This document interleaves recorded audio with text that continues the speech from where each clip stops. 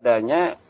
Kemudian dia bertanya kepada Ahmad bin Isa, apakah betul makammu itu yang ada di Hadramaut ini, wahai Ahmad bin Isa? Kemudian Ahmad bin Isa mengatakan, na'am. Dari situ kita dapat menarik sebuah benang merah antara apa yang diucapkan oleh Ba'alawi Husain Al-Habsyi tadi dengan riwayat-riwayat yang ada di dalam nasab Ba'alawi yang penuh dengan haluisme, yang penuh dengan nilai-nilai yang seperti yang dikatakan oleh dia. Satu sisi dia mengatakan bahwa nasab itu adalah ilmu pasti, di sisi lain banyak riwayat-riwayat di dalam tradisi literatur Ba'alawi yang mengatakan bahwa beberapa macam item-item sejarah kenasaban mereka itu diisbat oleh mimpi, walaupun itu di dalam Alkitab Al-Burqatul Musiqa secara empiris kita dapat melihat di dalam kitab itu nasab mereka itu mulai dibangun pada abad 9 itu. Tetapi nasab Ba'alawi ini nasab yang betul-betul keluar, yang betul-betul muncul, timbul di abad 9 itu. Tentang pembahasan nasab. Nasab itu ilmu pasti. Nasab itu ilmu pasti. Dan sekarang ini banyak orang menasabkan diri padahal kadang-kadang karena kabar yang tidak jelas. Karena kabar yang tidak jelas. Tiba-tiba ngomong begini, saya ini keturunan Sunan Giri. Tuh, kok kamu bisa tahu? Iya, saya tuh pernah naik bus, ketemu sama bapak-bapak tua, dibilangin, kamu itu keturunan Sunan Giri, berarti saya keturunan Sunan Giri. Ini berarti yang ngomong sampai diomongi jeleknya podo ini berarti.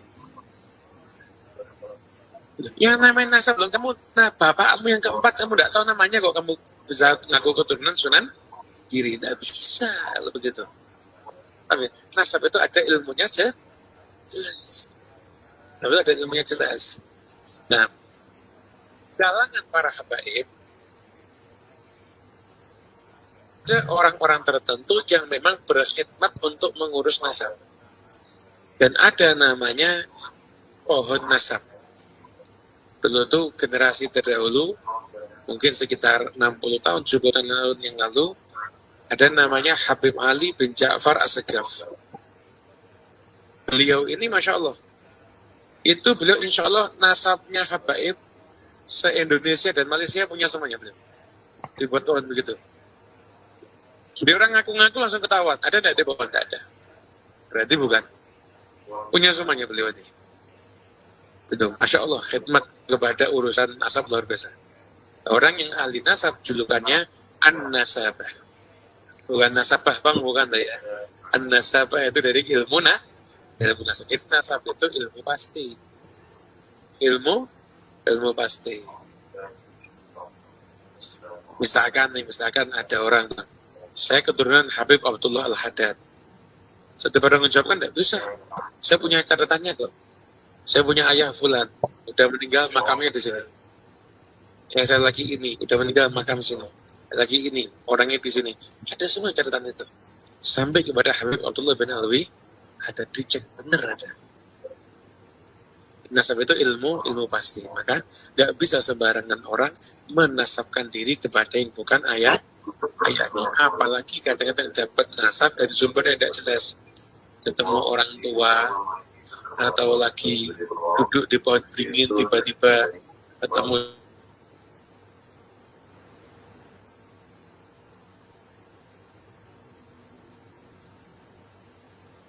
bisa begitu. Apalagi dapat nasabnya itu dari mimpi. Saya bisa menangkap beberapa poin dari apa yang telah disampaikan oleh Ba'alawi ini. Ba'alawi Husain ya namanya. Bahwa yang pertama titik poin adalah tentang nasab itu adalah ilmu pasti. Yang kedua bahwa background dari apa yang telah disampaikan oleh Ba'alawi ini adalah bahwa ada orang yang mengaku bernasab kepada Sunan Giri. Yang kedua adalah tentang bagaimana para Ba'alawi rapih di dalam mengurut dan mencatat silsilah.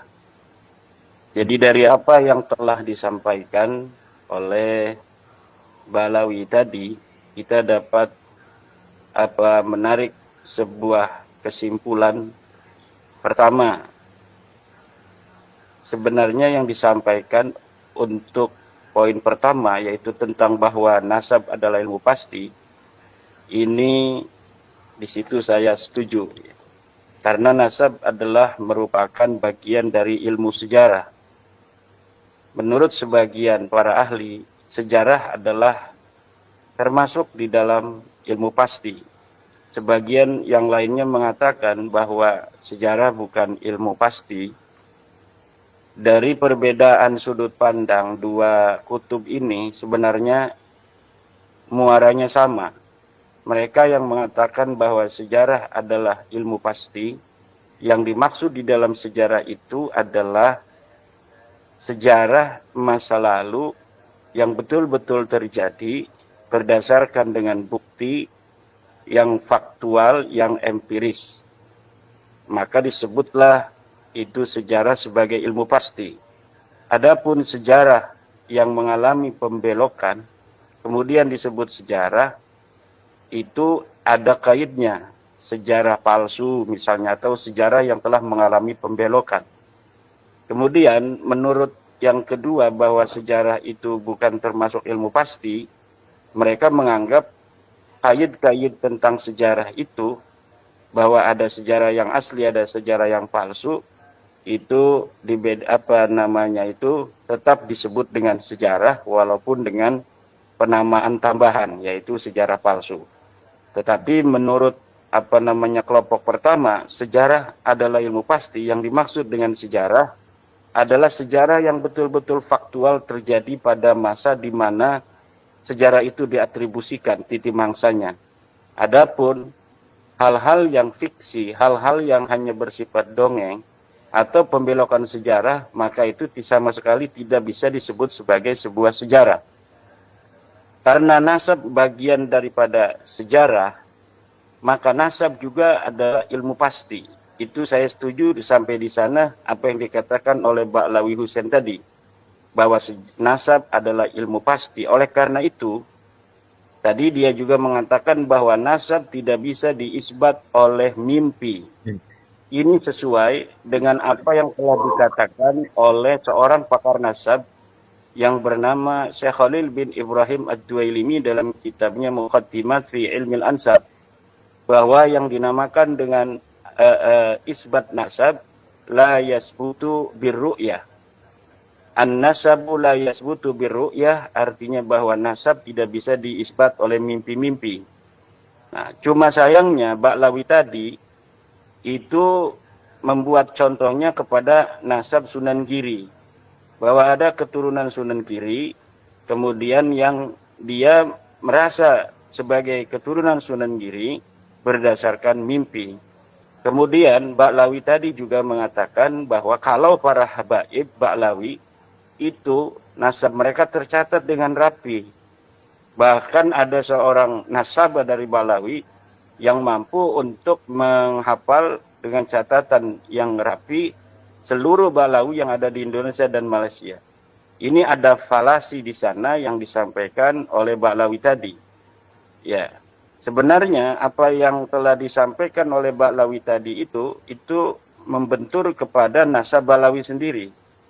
Di mana nasab Ba'lawi ini pada permulaan abad 9 itu persis seperti apa yang dikatakan oleh Ba'lawi tadi, bahwa nasab Ba'lawi sama sekali tidak dapat ditemukan referensinya sebelum pengakuan Ali bin Abu Bakar As-Sakran di tahun 895 Hijriah.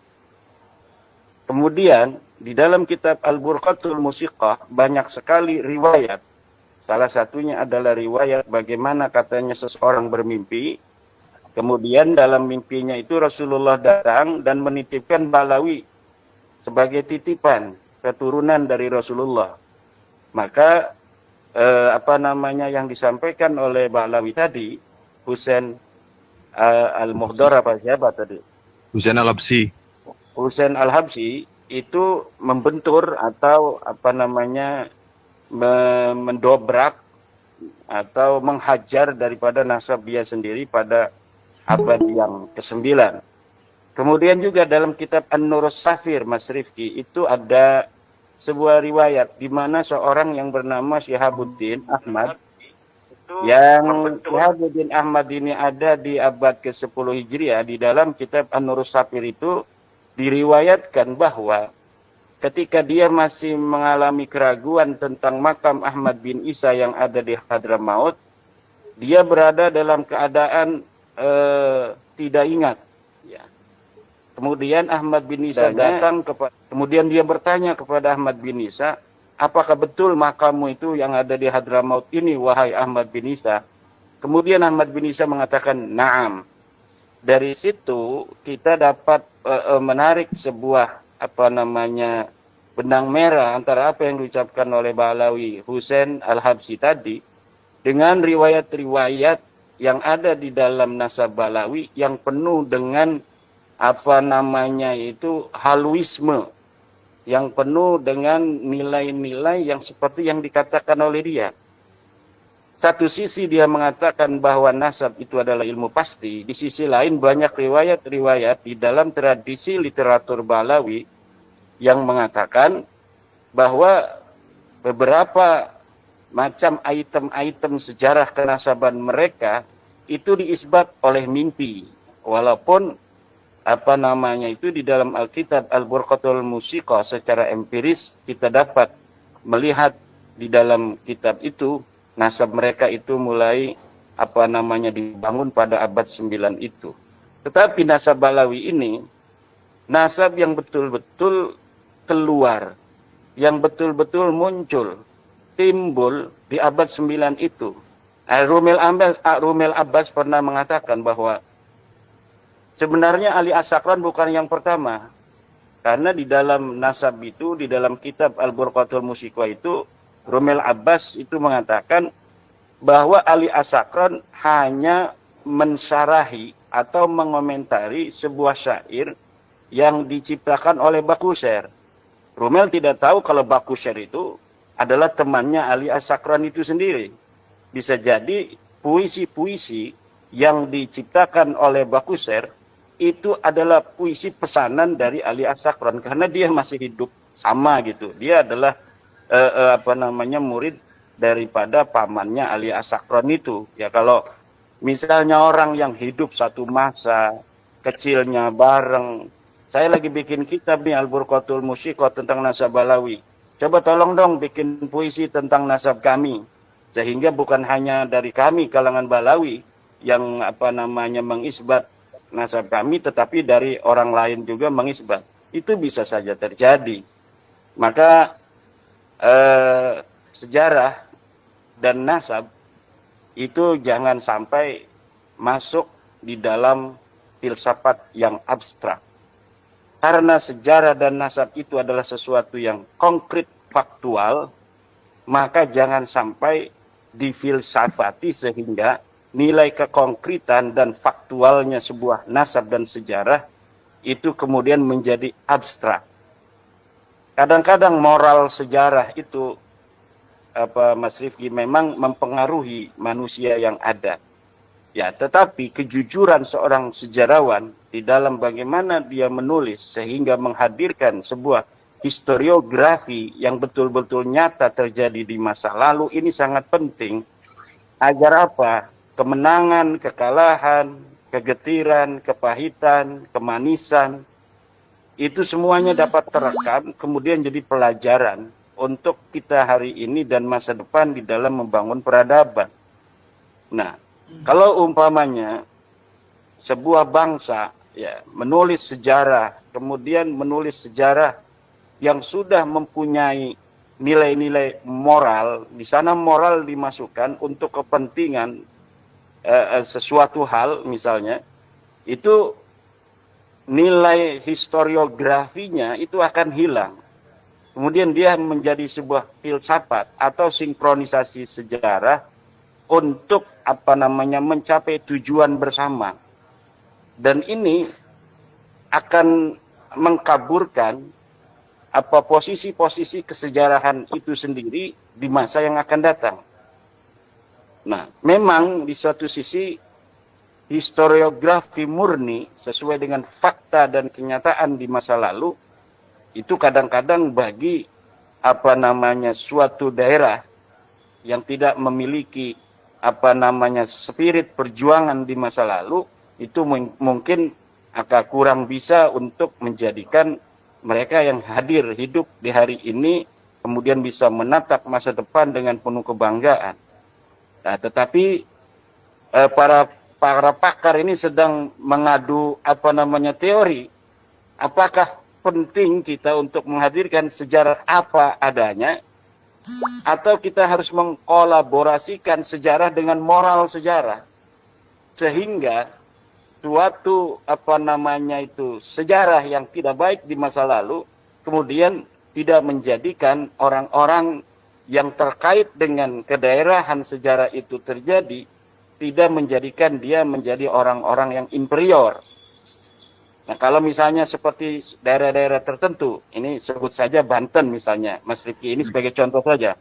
Iya. Itu sejak 1800 di mana VOC itu kemudian bangkrut, kemudian Perancis, Belanda, kemudian betul-betul menjajah. Karena sebelumnya kan sejarah yang mengatakan kita dijajah 350 tahun itu tidak sesuai dengan fakta.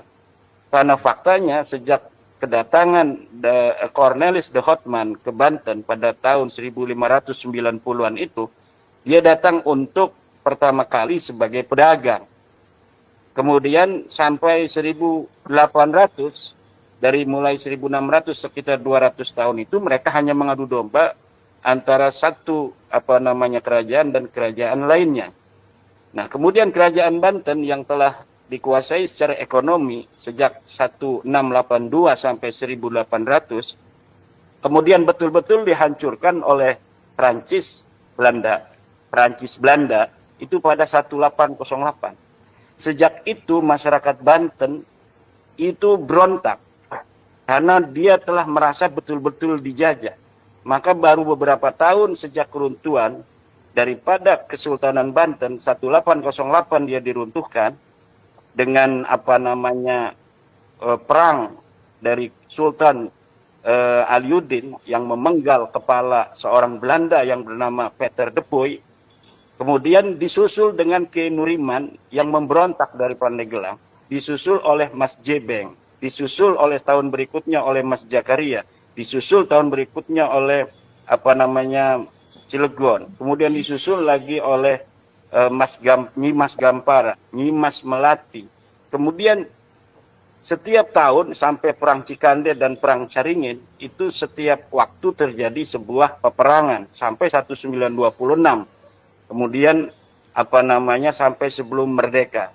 Maka moral sejarah masyarakat Banten yang anti penjajahan itu kemudian mengkristal sampai sekarang bahwa kita anti kepada penjajahan. Dan yang nilai-nilai seperti itu, sejarah yang secara faktual memang betul-betul terjadi di masa lalu, apabila kesejarahan itu kemudian dicatat apa adanya, itu tidak menjadi masalah, bahkan akan menjadi spirit yang sangat kuat bagi masyarakat untuk dia itu muncul sebagai manusia-manusia merdeka, manusia-manusia yang ingin menjadi manusia yang tidak ada dalam kendali orang lain. Tetapi kalau semacam Ba'lawi, ini kita sebenarnya mau ngomong Ba'lawi. Alhamdulillah ini udah ada Kiai Haji Dr. Ubaidillah Tamam Al-Mutamakin. Assalamualaikum Kiai Dr. Ubaidillah. Kiai tambah keberkahan ngobrol santai saya bersama Mas Rif. Ini kita ngomong kemana-mana ini dokter. Kita tadi mengomentari seorang Ba'lawi yang bicara tentang nasab tidak boleh diisbat oleh mimpi, sementara di dalam literatur Ba'lawi banyak sekali hal-hal yang terkait dengan mimpi-mimpi. Kemudian Ba'lawi memberi contoh bahwa ada seorang yang mengaku keturunan Sunan Giri yang merasa dirinya keturunan Sunan Giri yang diisbat oleh hanya seorang kakek-kakek atau diisbat oleh mimpi-mimpi. Kemudian Ba'lawi ini Pak Dokter mengatakan bahwa eh, kalau nasabnya para Balawi ini dicatat dengan rapi. Bahkan di Indonesia ada seorang ahli nasab yang bisa untuk mendeteksi seluruh habaib Balawi yang asli dari Indonesia dan Malaysia. Saya kira ada beberapa hal tadi saya telah komentari ini agar Dr.